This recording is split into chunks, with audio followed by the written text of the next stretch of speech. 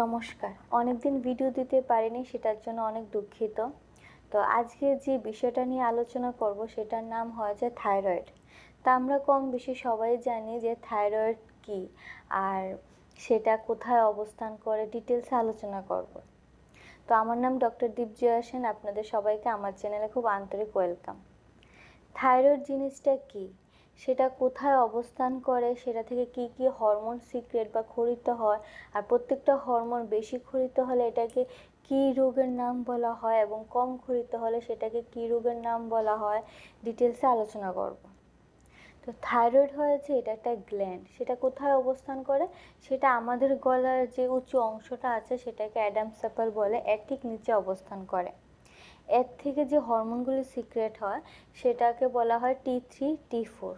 তো থাইরয়েড যখন আমরা ব্লাড টেস্ট করি তখন দেখা যায় কি TSH দেন T3 T4 লেখা থাকে।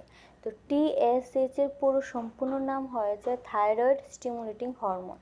এটা থেকে T3 T4 যে হরমোনটা সিক্রেট হয়, এই দুটো হরমোন নিয়ন্ত্রণ করে সেটা হয়েছে আমাদের যে মেটাবলিজমটাকে নিয়ন্ত্রণ করে। আমরা যে খাবারগুলি খাই সেটা থেকে শক্তি বানানো, এরপর আমাদের স্মৃতিশক্তির উপর প্রভাবটা এর ভূমিকা আছে।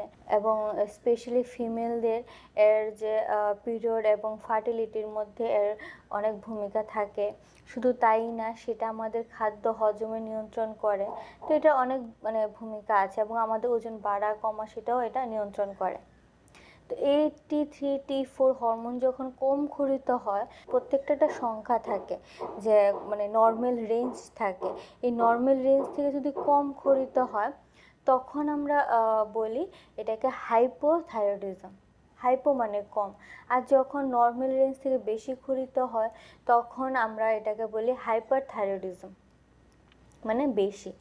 তো আজকে আমার টপিকটা হয়েছে হাইপোথাইরয়েডিজম। এবার হাইপোথাইরয়েডিজম হলে কি কি উপদ্রব বা কি কি সাইন অ্যান্ড সিমটম দেয় সেটা আগে বলবো। যদি আপনার হাইপোথাইরয়েডিজম হয়ে থাকে, আপনি লক্ষ্য করবেন যে আপনার ওজন ক্রমশ বৃদ্ধি পাচ্ছে। আপনি ডায়েট মেনটেন করে চলছেন, বেশি খাওয়া দাওয়া করেন না, নর্মালি খাওয়া দাওয়া করেন, তথাপি আপনার ওজন বেড়েই চলছে।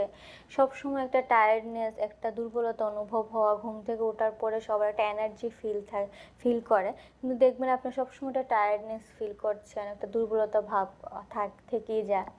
এরপর কনস্টিপেশন বা কোষ্ঠকাঠিন্য থাকে। এরপর সব কিছু ওটা ভুলে যাওয়ার প্রবণতা সৃষ্টি হয়। এরপর ফিমেলদের যে পিরিয়ডের একটা সমস্যা থাকে, ঠিক ডেটে হয় না, অনেকদিন পর পর হয়, অনেকটা লেট করে হয়। এরপর ফার্টিলিটিতে, প্রেগনেন্সিতে অনেক প্রবলেম হয়। তো এরকম নানা সমস্যা লক্ষ্য করা যায়। এরপর রাতে ঘুম ঠিকঠাকভাবে হয় না, এরকম সমস্যা দেখা দেয়। তো এইগুলি থেকে এরকম সমস্যা যখন হবে তখন ব্লাড টেস্ট করে দেখবেন যে আপনার থাইরয়েডটা কততে আছে। এরপর এই কিছু সিমটমের কথা বললাম, সঙ্গে আবার আপনার চুল পড়ার প্রবণতা থাকবে, ভুলে যাওয়ার প্রবণতা থাকবে, এইসব কিছু উপদ্রব থাকবে, ঠান্ডা লাগার প্রবণতাও থাকবে। তো এবার বলবো কি কি খাবারগুলি একদমই খাবেন না। সেটা হচ্ছে কফি জাতীয় খাবার। কফি বলতে ফুলকপি, বাঁধাকপি, ব্রকলি, ওলকপি, এইসব যত কফি জাতীয় যত খাবার আছে সেটা একদমই বন্ধ করে দেবেন। এরপর সয়াবিন জাতীয় খাবার, সয়াবিন, এরপর সয়াবিন তেল যেটা আমাদের রান্নার ক্ষেত্রে ইউজ করা হয় সেটা টোটালি বন্ধ করে দেবেন। সরষের তেল ইউজ করবেন, মাস্টার অয়েল যেটা। এরপর আপনার লবণ, যেটা আয়োডিন যুক্ত লবণ, নর্মাল রেঞ্জই খাবেন খাওয়ার সময়। ভাত খাওয়ার সময় কাঁচা লবণটা না খাওয়াই ভালো। আর যদি হাই প্রেশার থাকে তাহলে তো টোটালি খাবারের সময় কাঁচা লবণটা না খেলেই ভালো হয়। আর আপনার যে চা কফিটা একদমই বন্ধ করে দিন। চা যদি খেতেই হয় লিকার চাটা খেতে পারেন, কিন্তু কফিটা টোটালি বন্ধ করে দিন। সঙ্গে মিষ্টি, ভাজা, বড়া, বাইরের ফাস্টফুড, এরপর হোয়াইট ব্রেড, বেকারি জাতীয় খাবার, কেক, বিস্কিট, এগুলো টোটালি বন্ধ করে দিন। অন্তত 4-5 মাস বন্ধ করে আপনি প্রপার ডায়েট মেনে চলুন। দেখবেন আপনার যখন 4-5 মাস পরে ব্লাড টেস্ট করবেন দেখবেন আপনার থাইরয়েডের যে রেঞ্জটা আছে যতটা বেড়ে গেছে এটা একদম কন্ট্রোলে চলে আসবে। এই হয়েছে, আমি ডায়েটের কথাটা আগে বলে দিলাম। এবার বলবো ওষুধের প্রসেসটা হবে এরকম যে যদি আপনার থাইরয়েডের কোনো মেডিসিন চলে অ্যালোপ্যাথি, সেটা দেখবেন সকালে ঘুম থেকে উঠে খালি পেটে খেতে হয়। কেউ কেউ 50 mcg খায়, কেউ কেউ 25 mcg খায়, কেউ কেউ আবার 12.5 mcg এরকম করে খায়। তো যদি আপনারা থাইরয়েডের ওষুধ চলতে থাকে এলোপ্যাথি, তাহলে কি করবেন, সকালবেলা ঘুম থেকে উঠে এলোপ্যাথি ওষুধটা খেতে হয়, সেটা খাবেন। যদি আপনি 50 পাওয়ারে খেয়ে থাকেন তাহলে সেটা খাবেন।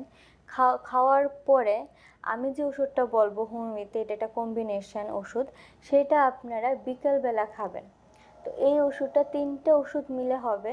একটার নাম হয়েছে থাইরোডিনাম 200 potency, calcarea curve 200 potency, Thuja 200 potency. এই 3টা মেডিসিন সেম পাওয়ারের পটেন্সিতে নিয়ে আসবেন। 200 পটেন্সি এনে 30 ml করে নিয়ে আসবেন। এনে 100 ml একটা বোতলের মধ্যে তিনোটা সেম 30 ml 30 ml 30 ml করে মিশাবেন।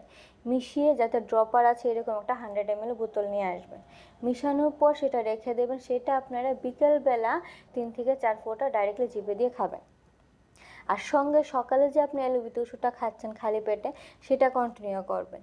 কিন্তু এই যখনই আমার মেডিসিনটা খাওয়া শুরু করবেন, সেই দিন থেকে শুরু করে টানা 2 থেকে 3 মাস কন্টিনিউ করার পর আপনারা ব্লাড টেস্ট করবেন। করে যখন দেখবেন থাইরয়েডটা কমে গেছে একটু, তখন কি করবেন, তখন আপনি যে অ্যালোপ্যাথি 50 mcg খাচ্ছেন বা 12.5 mcg খাচ্ছেন, যত পাওয়ারই খাচ্ছেন সেটাকে কমিয়ে দেবেন। যদি আপনি 50 mcg পাওয়ারের অ্যালোপ্যাথি ওষুধটা খাচ্ছেন, সেটা ব্লাড টেস্ট করে যখন দেখবেন কিছুটা কমে গেছে, তখন সেটা আপনারা অর্ধেক বা হাফ পাওয়ারটা নিয়ে আসবেন।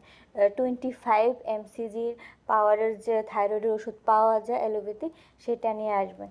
এনে সেম প্রসেসে সকালে খালি পেটে সেম প্রসেসে আগে যেভাবে 50 mcgটা খেয়েছেন, সেমভাবে 25 mcg যে থাইরয়েডের ওষুধটা আছে অ্যালোপ্যাথি, সেটা খেয়ে যাবেন। সঙ্গে আমার দেওয়া ওষুধটা কম্বিনেশন যে ওষুধটা, সেটা বিকালবেলা 3 থেকে 4 ফোঁটা করে খেয়ে যাবেন। এইভাবে করে করে আপনার আবার 1-2 মাস পর আবার ব্লাড টেস্ট করে দেখবেন, আবার অনেকটা দেখবেন আপনার থাইরয়েডের লেভেলটা অনেকটা কমে গেছে। তখন আপনি আবার কি করবেন, 25 mcgর পাওয়ারটা আরেকটু কমিয়ে হাফ করে দেবেন, লাইক 12.5 mcg করে দিলেন। এভাবে এভাবে করে করে আপনারা 12.5 mcg করে দিলেন। এরপর আবার 1-2 মাস কন্টিনিউ করলেন, সঙ্গে আমার ওষুধটাও কন্টিনিউ করেন। এইভাবে করে আবার 1-2 মাস করে ব্লাড টেস্ট করবেন। করে যখন দেখবেন একদম নর্মাল চলে এসছে, তখন কি করবেন, আপনি যে সকালে ঘুম থেকে উঠে অ্যালোপ্যাথি ওষুধটা খাচ্ছেন, সেটা টোটালি বন্ধ করে দেবেন আর আমার ওষুধটা কন্টিনিউ করবেন। 1-2 মাস কন্টিনিউ করে এরপর আমার ওষুধটাও বন্ধ করে দেবেন। এরপর আপনি ব্লাড টেস্ট করে দেখবেন, যখন দেখবেন যে ব্লাডে আপনার থাইরয়েড লেভেলটা একদম নর্মাল আছে, তাহলে আর না কোনো ওষুধই খেতে হবে না, না অ্যালোপ্যাথি না হোমিওপ্যাথি। তো এইভাবে আপনার থাইরয়েডটা আস্তে আস্তে আস্তে আস্তে কন্ট্রোলে আনতে হবে। আর সঙ্গে আমি যে ডায়েট চার্টটা বলেছি যে কী কী টোটালি খাওয়া বন্ধ করতে হবে, সেটা তো অবশ্যই করতে হবে। আর সঙ্গে আমি একটা ন্যাচারাল ইনগ্রেডিয়েন্টসের কথা বলবো, সেটা হয়েছে রাত্রেবেলা ঘুমানোর সময় যে ধন্যার বীজই পাওয়া যায়, ধন্যা লাইক কোরিয়ান্ডার সিড পাওয়া যায়, সেটা 1 চামচ 1 গ্লাস কাচের জলের মধ্যে দিয়ে রাতে ভিজিয়ে রাখবেন। সেটা সকালবেলা ঘুম থেকে উঠে অ্যালোপ্যাথি যে থাইরয়েড ওষুধটা আপনি খাচ্ছেন, সেটা খাওয়ার পর 30 মিনিটস বা 1 ঘন্টা পর ব্রেকফাস্ট করতে হয়। যে কোনো অ্যালোপ্যাথি থাইরয়েড ওষুধ খাওয়ার ঠিক 30 মিনিটস বা 1 ঘন্টা পরে আপনারা ব্রেকফাস্ট করার কথা বলা হয়, সেটাই নিয়ম। তখন কি করবেন, আপনারা রাতে যে কোরিয়ান্ডার সিড বা ধনের বীজটা ভিজিয়েছিলেন, সেই জলটা ভালো করে ফুটাবেন। আর ফোটানোর সময় যে আদা বা জিঞ্জার আছে, সেটা একটু গ্রাইন্ড করে বা অল্প একটু গ্রাইন্ড করে দিয়ে জলটা ভালো করে ফুটাবেন। ফুটিয়ে যখন জলটা একটু কালারটা চেঞ্জ হবে আর 1 গ্লাস জল থেকে ফোটানোর ফলে কমে হাফ গ্লাস চলে আসবে, তখন এটা ঠান্ডা করে হালকা উষ্ণ গরম থাকাকালীন সেই জলটা খালি পেটে খেয়ে নেবেন। এটা কিন্তু আপনার অনেকটা থাইরয়েডের লেভেলটা কন্ট্রোল করে। তো এই ন্যাচারাল ইনগ্রিডিয়েন্টসটার সঙ্গে থাকলো। তাহলে প্রসেসটা আবার একবার শর্ট করে বলে দিচ্ছি। সকালে উঠে এলিভেটর ওষুধটা খাবেন, খেয়ে 30 মিনিটস বা 1 ঘন্টা পরে রাতে ভিজানো কোরিয়ান্ডার সিড বা ধনে ভিজানো বিচিগুলির মানে জলটা ফুটানোর সময় আদা বা জিঞ্জার গ্রাইন্ড করে দিয়ে ভালো করে ফুটিয়ে সেই জলটা খাবেন। এরপর আপনারা যে কোনো ব্রেকফাস্টে করতে পারেন। আর যে খাবারগুলি আমি না করেছি সেটা টোটালি খাবেন না। আর বিকেলবেলা আমার দেওয়া মিক্সচার যে মিক্সড কম্বিনেশন ওষুধটা আছে সেটা খাবেন। আর 1-2টা এক্সারসাইজ বা যোগার কথা আমি বলে দিচ্ছি, সাইডে ফটো দেওয়া আছে, সেগুলি আপনারা করবেন। আর অবশ্যই নিজের ডায়েট মেনে চলুন, আর দিনে 2 থেকে 3 লিটার জল খাবেন। আশা করি আপনার যে হাইপোথাইরয়েডিজমের সমস্যা নিয়ে কষ্ট পাচ্ছেন সেটা সারা জীবনের জন্য ঠিক হয়ে যাবে। কিন্তু ওষুধ খেলে তো হয় না, সঙ্গে প্রপার ডায়েট যেটা মেনে চলতে হবে। তো আশা করি ভিডিওটা খুব ভালো লাগবে। এবং অবশ্যই ভিডিওটা আপনার ফ্রেন্ডস এবং ফ্যামিলির মধ্যে শেয়ার করে দেবেন। যারা যারা এই সমস্যা কষ্ট পাচ্ছে ওদের অনেকটা উপকার হয়ে থাকবে। আর অবশ্যই আমার চ্যানেলটা সাবস্ক্রাইব করতে ভুলবেন না, ভিডিওটা লাইক করবেন, শেয়ার করবেন। আর এই বিষয়ে কোনো ডাউট বা প্রশ্ন থাকলে অবশ্যই আমাকে কমেন্টে জানাবেন, আমি নিশ্চয়ই রিপ্লাই দেবো। Thank you.